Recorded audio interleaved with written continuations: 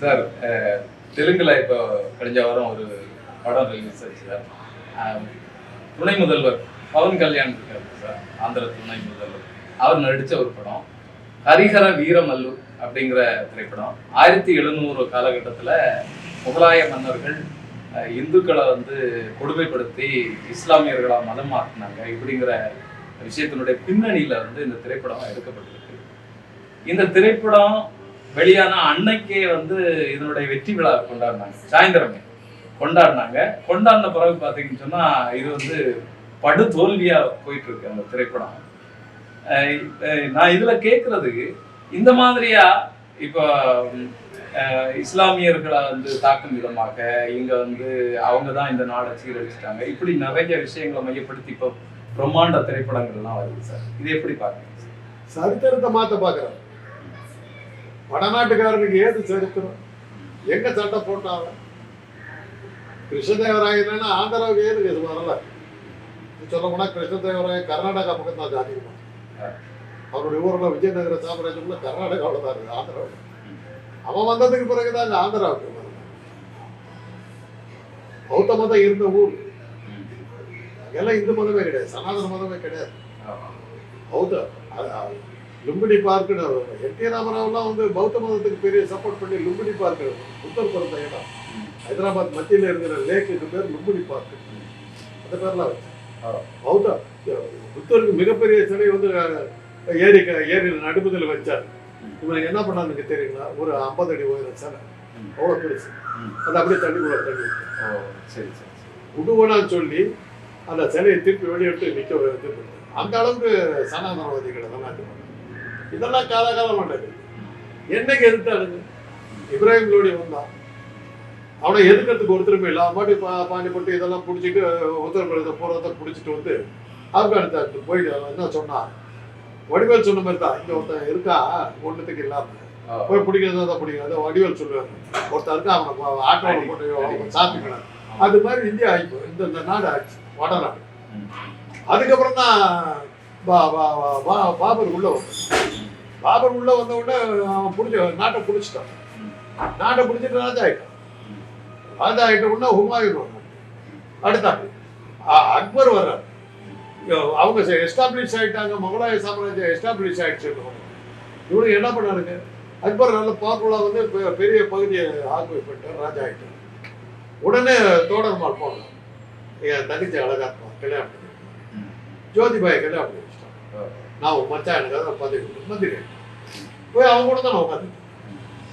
அக்பரை எதிர்க்கலையே, அவருக்கு போறவங்க எதிர்க்கலையோ, அவங்களா போயிட்டாங்க, போராடவே இல்லை. அவுரங்கசீப் வரும்போது அடுத்தாப்படி இவனுக்கு எதிர்த்து ஒழிச்சு கட்டிட்டு ஒரு சனாதன ராஜ்யத்தை உருவாக்கி இருக்கலாம். வெள்ளக்காரன் வந்துட்டான், வெள்ளக்காரன் கிட்ட 56 குறுநில மன்னர்கள் இருந்தாங்க நார்த். அந்த 56 பேரும் போய் இங்கிலாந்து ராஜா பிடிச்சிட்டாங்க. உங்களுக்கு கப்பல் செலுத்துக்கிறேன்னு இது பண்ணிட்டாங்க. அதனாலதான் இங்கிலாந்து ராஜா அது ஒன்றும் மன்னர். 56 குறுநில மன்னர்கள் கீழே வந்ததுன்னா நான் சக்கரவர்த்தி எம்பரர் அப்படின்னு மாத்தினேன். இவனுக்கு போனோம். வெள்ளையர்களை எதிர்த்து நின்ன ஒரே பூமி தெற்கு பகுதி தான். கர்நாடகாவில் கிட்ட ஒரு சின்னம்மா, அதுவும் சீதாராமராஜ், ஆந்திரா, வேலு நாச்சியார், மருது பாண்டியன், ஊனித்தேவன், அந்த பக்கம் ஹைதர் அலி, இவங்கெல்லாம் தான் எதிர்த்தாங்க. இவனுக்கு கட்டபொம்மன், இவங்கெல்லாம் தான் எதிர்த்தாங்க. அவனுக்கு கிளீனா போய் சரண்டரே மாட்சிமி தங்க மன்னருக்கு ராயல் ஹைனஸ் அப்படின்னு சொல்லி சரண்டர். அதான அவனுக்கு ஏது வரல. அப்ப போராடாம இப்போ உட்காந்துட்டு அடக்காது. என்ன பண்றானுங்க? அவன் ராமர் கோயில இடிச்சு விட்டு அவன் பாபரி மசூதியை கட்டிட்டான். யாரா போய் எடுக்கிறான். இப்ப அவன் அதை பார்க்கறதுக்கு யாரும் இல்லை. கூட்ட ஒரு தடவை ஐக்கிய நாடுகள் சபையில சொன்னாங்க, உனக்கு ஏதுடா வரலாறு? முகலாயர்கள் இல்லைன்னா உனக்கு ஏது வரலாறு? நம்முடைய பாட புத்தகத்துல வடநாட்டு வரலாறு என்ன எழுதுறோம்? பிருத்திவிராஜ சமீபத்தை தூக்கிட்டு போன வரலாறு தான்.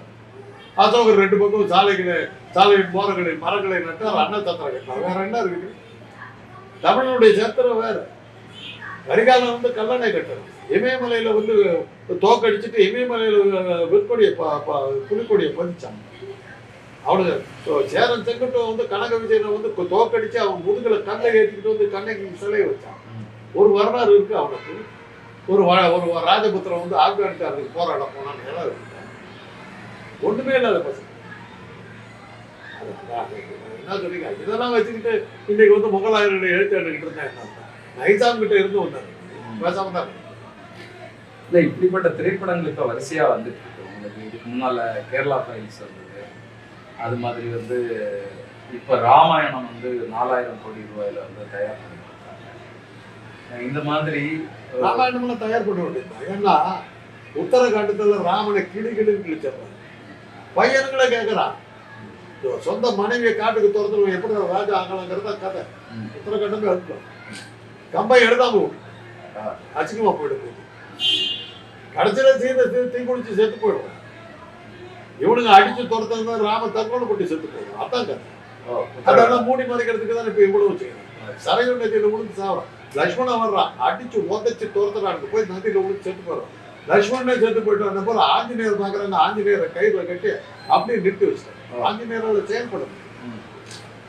ஆஞ்சநேயர் இல்லைன்னா ராமனே கிடையாது. பொண்டாட்டி காணாம போயிட்டு வரணும், அவன் தான் போய் கூட்டிட்டு வரும். இவங்க போறான். அந்த மாதிரி ராமன் கடைசியில 7 நாள் வந்து அந்த பசங்க அந்த அஸ்வமேத யாகம் பண்ற அந்த குதிரை விட்டு கூட முடியாதுடா. அடி தாளமா. அப்பதான் அவனுக்கு தெரியுது தன்னுடைய சீதை வந்து நிக்கிறான். அப்பதான் சொல்றான், உன்னுடைய மகனுக்கு தான் சீதையை கூப்பிடுறான். இனி உன்னோட வாழ முடியாது சொல்லிட்டு பூமாதேவி என்னை ஏற்றுக்கொள்ளுங்கிறார். பூமாதேவி சீதையோட வாழவே இல்லை. நிறமாத கற்பனையா இருக்கோட காட்டுக்கு தோணும். அந்த மாதிரி ஒரு அசிங்கமான கதை. அதையெல்லாம் இப்ப மாத்த வேண்டிய நிலைமை. கையாலாகாத ராமன் அவனுக்கு கோயில் கட்டினாரு. 55